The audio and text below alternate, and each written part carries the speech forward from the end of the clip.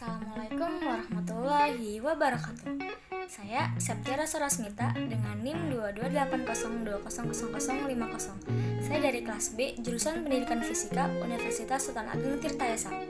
Video ini bertujuan untuk memenuhi tugas mata kuliah pengelolaan laboratorium fisika sekolah dengan dosen pengampu Budina Rahmi Darmawan MPD.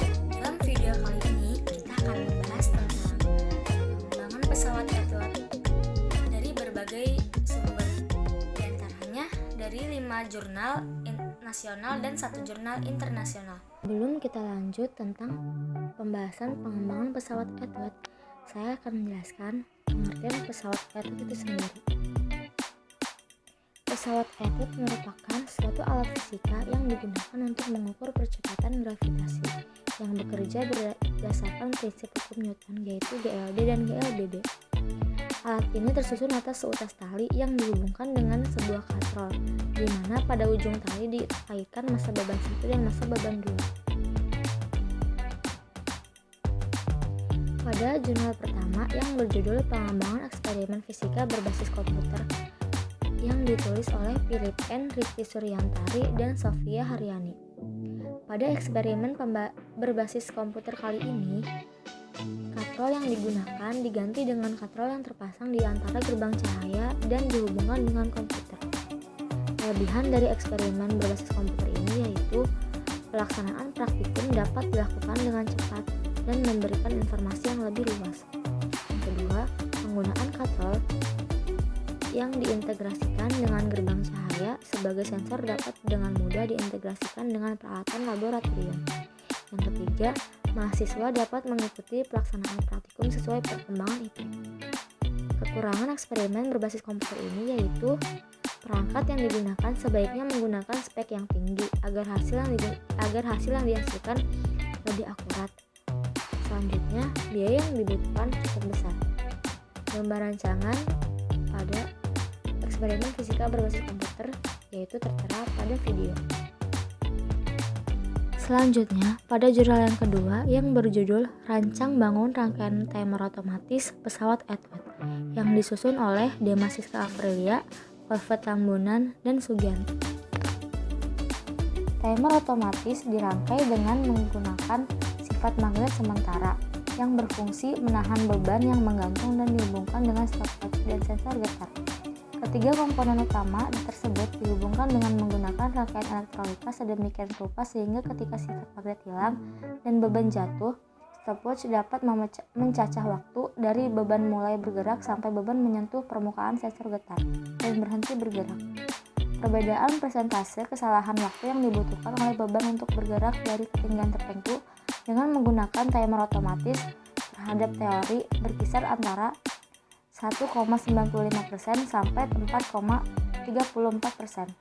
Sedangkan pengamatan yang dilakukan secara manual diperoleh perbedaan persentase kesalahan berkisar antara 5,96% sampai 12,88%. Kelebihan rangkaian timer otomatis yaitu mempermudah menentukan lamanya beban jatuh pada ketinggian yang bervariasi. Yang kedua, hasil dalam mencacah waktu sangat mendekati dengan perhitungan secara teori. Kekurangan rangkaian timer otomatis yaitu rangkaiannya agak rumit dilakukan. Nah, ini gambar rancangan timer otomatis. Selanjutnya, pada jurnal yang ketiga yang berjudul Otomatisasi Waktu pada Pesawat Edward menggunakan sensor HCSR4 yang ditulis oleh Fitriani, Yeri Badrun, dan Sri Fitria Ratnawati.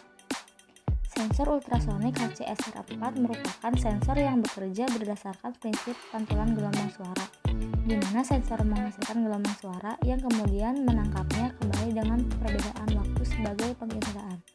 Sensor ini biasanya digunakan untuk mendeteksi objek yang melewatinya. Sensor HCSR4 digunakan untuk mendeteksi beban sekaligus untuk menghidupkan dan mematikan timer. LCD berfungsi sebagai tampilan timer, power supply sebagai sumber tegangan, dan Arduino sebagai pusat kerja sistem. Kelebihan dari eksperimen ini yaitu pengukuran waktu secara otomatis memiliki presentasi yang lebih kecil dibandingkan dengan pengukuran waktu secara manual. Kekurangannya yaitu semakin jauh jarak yang ditempuh oleh beban, semakin dekat hasil perhitungan dengan teori, dan sebaliknya. Semakin dekat jarak yang ditempuh oleh beban, maka hasil perhitungan semakin jauh dari teori. Nah, ini adalah gambar rancangan menggunakan sensor HCSR4. Selanjutnya, pada jurnal yang keempat yang berjudul Eksperimen Pesawat Edward Berbasis Pengolahan Aplikasi Tracker, yang disusun oleh Firman Nugraha, Resti Wulandari, Inka Danica, dan kawan-kawan. Perangkat lunak tracker ini melacak berat benda dengan mengidentifikasi beberapa piksel dari luasan yang ditentukan dan menganalisis posisinya pada setiap frame. Untuk menghasilkan data yang akurat diperlukan rekaman video yang jelas. Pada penelitian ini, gerakan beban pada pesawat Edward direkam menggunakan kamera yang memiliki resolusi tinggi atau high definition dengan kecepatan pengambilan gambar 24 frame per second. Pada eksperimen ini digunakan tali penghubung dengan jenis tali pancing. Beban yang digunakan memiliki massa yang sama atau identik dan dipasang di kedua ujung tali pancing. Selain itu, pada beban juga ditempelkan warna mencolok sebagai titik massa dan untuk memudahkan menganalisis dalam menggunakan aplikasi tracker. Kelebihan dari penelitian ini yaitu dapat menunjukkan karakteristik GLBB dengan sangat baik jika dibandingkan dengan pengukuran menggunakan stopwatch dan mistar. Yang kedua, dapat memberikan data lebih presisi dan lebih logis untuk siswa analisis. Dan yang kekurangan dari penelitian ini yaitu untuk menghasilkan data yang akurat harus menggunakan kamera yang memiliki resolusi tinggi hingga diperlukan biaya yang cukup mahal. Nah, gambar rancangan menggunakan aplikasi tracker yaitu tertera pada video. Selanjutnya pada jurnal yang kelima yang berjudul Pengembangan Pesawat Edward Berbasis Sensor LDR atau Light Dependent Resistor sebagai alat peraga GLB dan GLBB yang disusun oleh Wasino, Arif Maftukin, dan Eko Setiadi.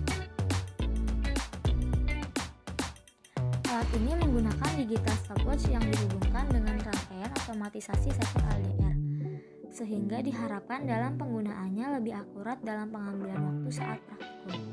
Keterpakaian pesawat Edward berbasis sensor LDR ini dapat digunakan untuk menjelaskan pembahasan gerak lurus beraturan dan gerak lurus berubah beraturan dengan presentasi peserta didik sebagai 79% termasuk dalam kriteria sangat baik. Kelebihan dari penelitian ini yaitu presentasi respon peserta didik dan hasil observasi keterlaksanaannya pembelajaran sangat baik. Kekurangannya yaitu membutuhkan biaya dan fasilitas tambahan. Nah, ini adalah gambar rancangan berbasis LDR.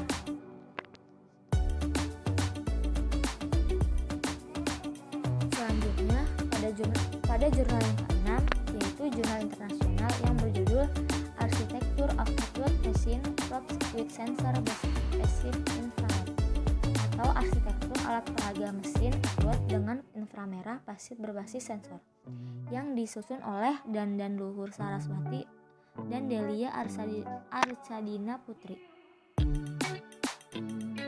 Filter ini yang terdapat pada sensor pasif infrared. Sensor mampu menyaring panjang gelombang cahaya inframerah pasif antara 8 hingga 14 mikrometer. Sinar inframerah ini kemudian ditangkap oleh sensor piroelektrik yang merupakan inti dari sensor ini. Massa 1 diletakkan di atas sensor timer 1 dan terletak di lubang tengah sensor dan satu beban lagi di stopnya. Kelebihan pada penelitian ini yaitu sistem berbasis PIR menghemat konsumsi daya dan ruang memori. Yang kedua, hasil nilai percepatan gravitasinya tidak jauh beda dengan hasil dari teori. Kekurangan dari penelitian ini yaitu penggunaan dalam memulai stopwatch harus tepat agar hasil yang didapat akurat.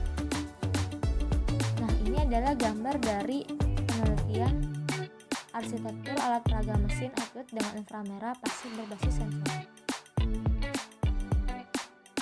Kemudian pesawat Edward berdasarkan saya sendiri, yang berjudul Pengembangan Pesawat Edward Menggunakan Timer Otomatis Berbasis Komputer. Nah, dalam menggunakan timer otomatis yang telah dihubungkan dengan 4 buah relay, sensor, getar, dan solenoida dapat mempermudah praktikum dalam mencacah waktu guna mengambil data lebih akurat dan sesuai. Kemudian dengan menghubungkan alat pesawat Edward terhadap komputer dengan menggunakan aplikasi Coach 6 di mana dengan spek yang tinggi guna menghasilkan data-data yang akurat serta efisien terhadap waktu saat pelaksanaan praktikum sehingga dapat memberikan informasi yang lebih luas. Terima kasih. Kurang lebihnya saya mohon maaf. Wassalamualaikum warahmatullahi wabarakatuh.